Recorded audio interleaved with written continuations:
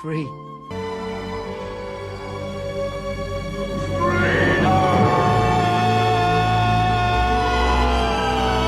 That's right, guys. The NDA has officially been completely released, and we are no longer restricted to talk about deeproot.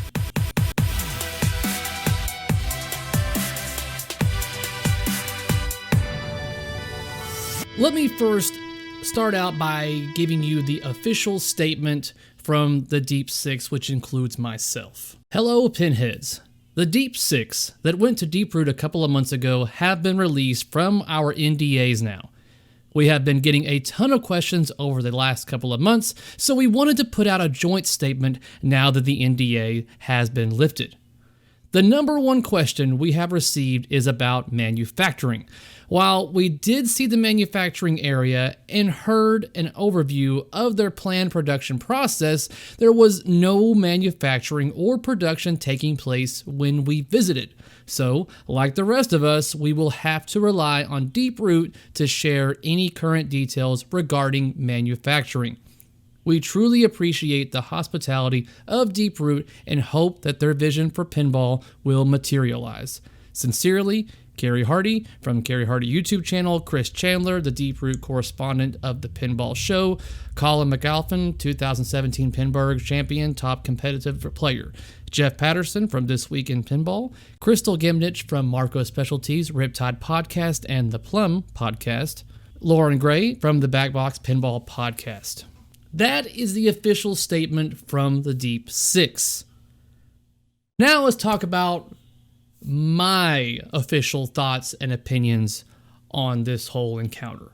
Before I continue, let me stress once again that the first statement I read are the feelings of the Deep Six. From this point onward is on me. All the thoughts and opinions going forward do not reflect the thoughts and opinions of the other five. Now, guys, I honestly cannot stress how good it feels to be able to express and talk about this going forward, because you know me, I like to speak my mind and be honest, and I can't, and I was not able to do so due to the NDA. Now that I can, I'm going to discuss with you the good, the bad of my experiences, and I'm already getting messages like crazy about this whole thing. Let's first talk about the facility. The facility was nice. I mean, we went, like I said, the first thing we saw, and I'm still not going to discuss with you guys the prototypes for the games and stuff like that. I do not think that that should be discussed, even though you know the titles of them. I'm not going to tell you about what the 80s theme, what all is in that current white wood and stuff like that.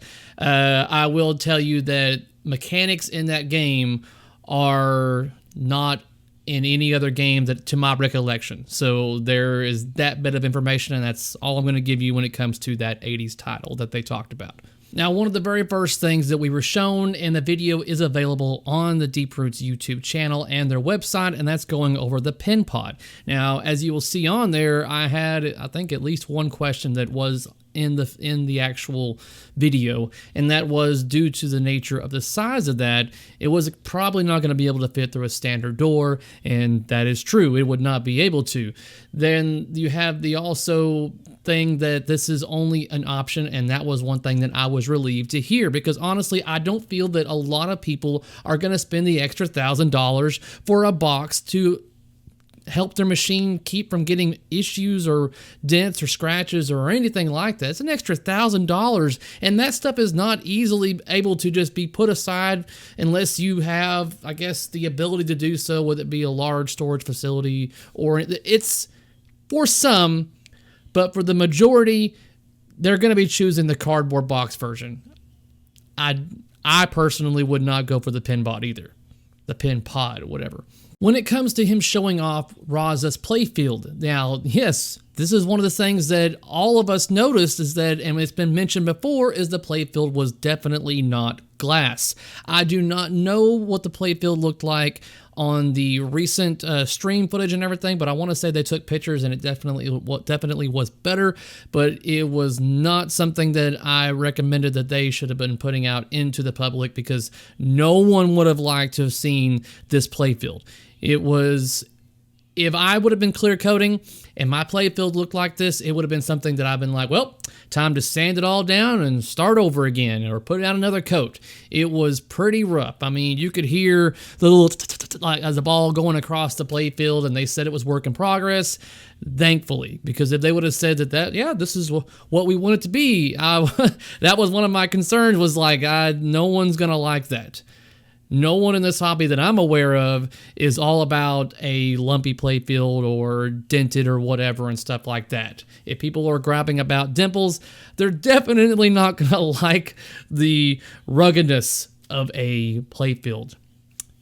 That's a no-brainer. One of the things he mentions in the video is talking about our standard pinball machines today and how when you take off the lockdown bar, what are you doing with it? Like put it down somewhere, whatever, and that was an issue that he wanted to basically resolve and get rid of that. So that's why they come up with the pin bar feature. Now, here's the thing is that, and I had to point out, is that the arcade edition, which was the standard one, you still had that issue. You would take off the portion that covers up the pin bar, and you still had that plate that you had to do something with. So it wasn't resolving an issue for that. But on the LE or whatever the top tier one was, they did resolve that.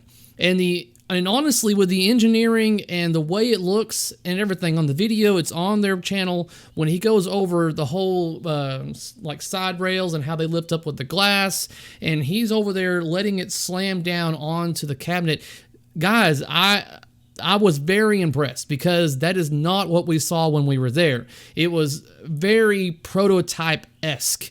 It was one of those where I'm like, okay, it looks cool. I see the potential, but in its current state, I don't know about that. So whenever he was showing us how it lifted up on this video and how he was just slamming it down and it was locking in place all smooth like that, bravo. That is very good. So if all machines are like what we saw in that video, then that is definitely a plus for that.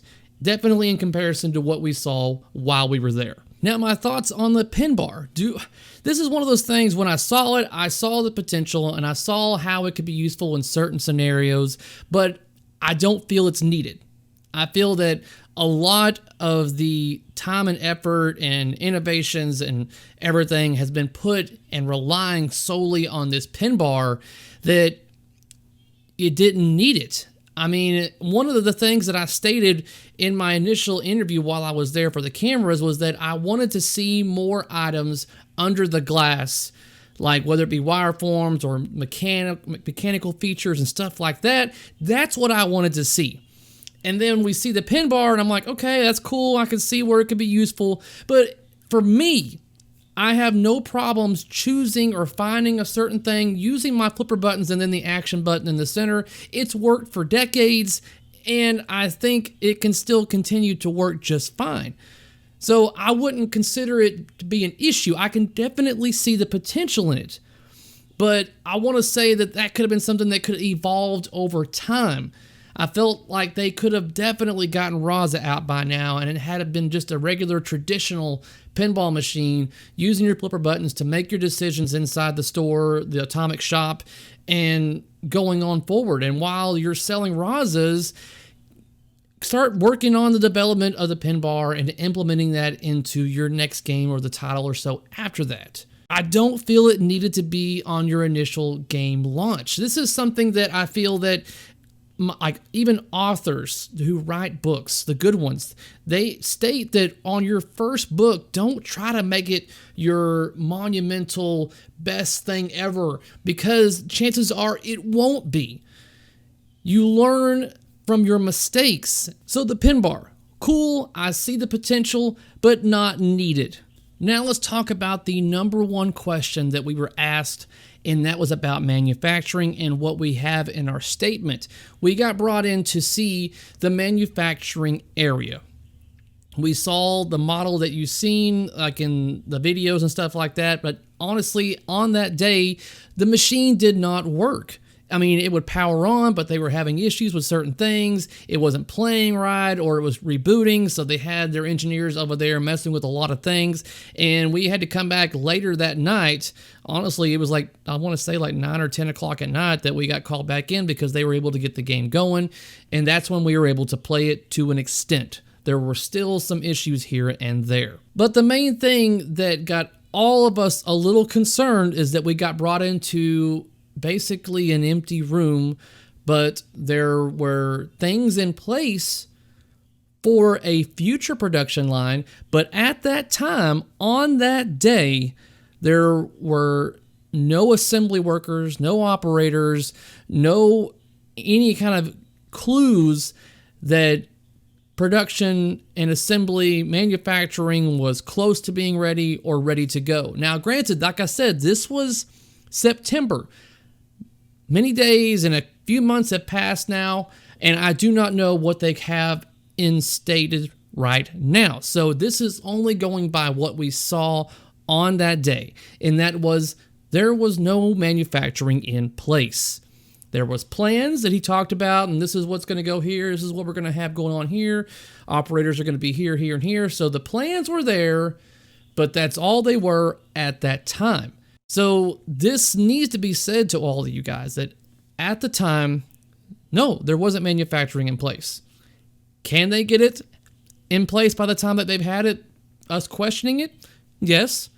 But it's one of those things that I felt, and I'm so glad, especially since they've released this to the public to where you're able to order games. This is something that you need to keep in mind, guys, is that yes, at that time, there wasn't manufacturing. They could have it now, but I feel like, Robert / Deeproot, you need to prove to everyone else, ease their minds, that you have manufacturing ready to go, that you can actually manufacture this game for those that want to put in their deposits and order this game.